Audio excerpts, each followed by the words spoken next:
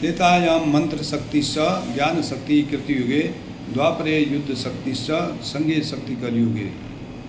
अर्थात कृतयुग अर्थात सतयुग में शक्ति ज्ञान के द्वारा मिलती थी, त्रेता में मंत्र के द्वारा मिलती थी, द्वापर में युद्ध के द्वारा शक्ति मिलती थी और कलयुग में संगठन से शक्ति मिलती है।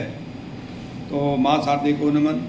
साहित्यिक सचेतना के सभी प्रबुद्ध रचनाकारों, साहित्य प्रेमियों, सनातन प्रेमियों को साहित्यिक सचेतना की ओर से राय सिंह भंडारी द्वारा हार्दिक अभिनंदन।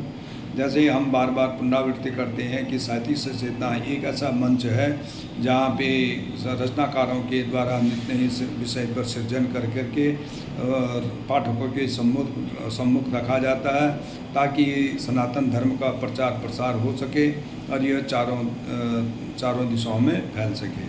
तो आज का निर्धारित विषय है त्रेता युग और त्रेता युग इसकी गद्य सर्जन इसका सर्जन है गद्य सर्जन। तो त्रेता युग का परिचय।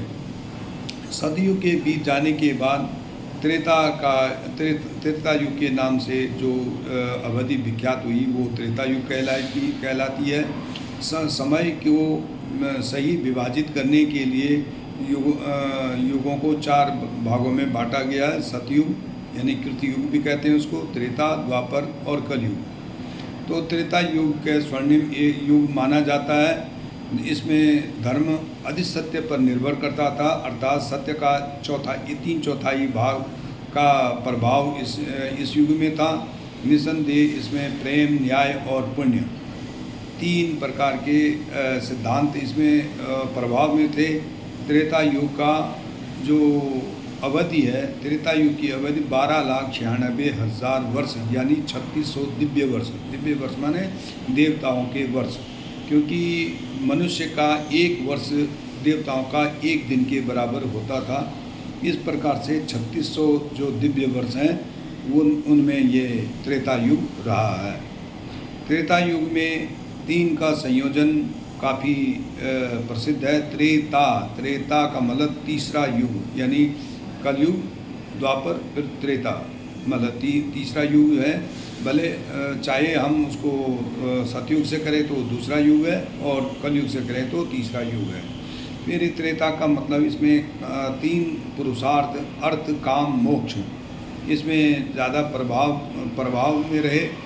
और धर्म के 3 पैर, धर्म को पुराणों में बैल का स्वरूप दिया गया।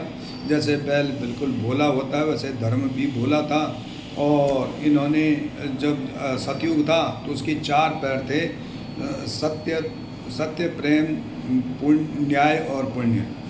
उसके बाद त्रेता युग में 1 पैर सत्य नहीं रहा तो उसमें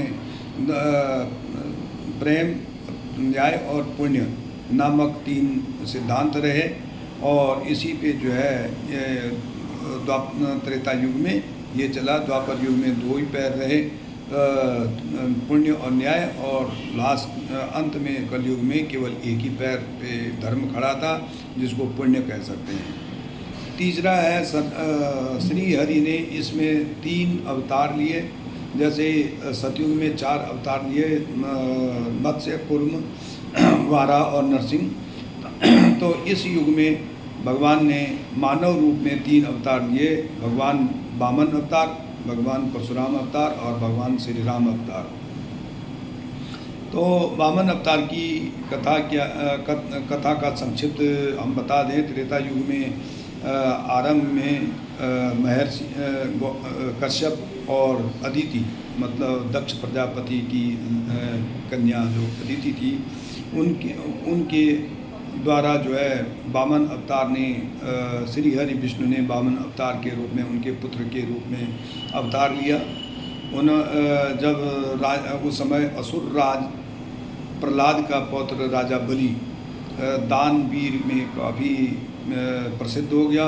उसकी दान की ख्याति इतनी बढ़ने लगी कि वह स्वर्गलोक तक उस इंद्र का सिंहासन डोलने लगा। तो इंद्र के उसमें प्रार्थना में भगवान श्री हरि ने वामन अवतार लिया और उसके पास पहुंच करके, मतलब बलि के पास पहुंच करके 3 पैर पृथ्वी मांगे, 3 पैर का स्थान मांगा कि मेरे को कुछ नहीं चाहिए, 3 पैर का स्थान दे दो मेरे को।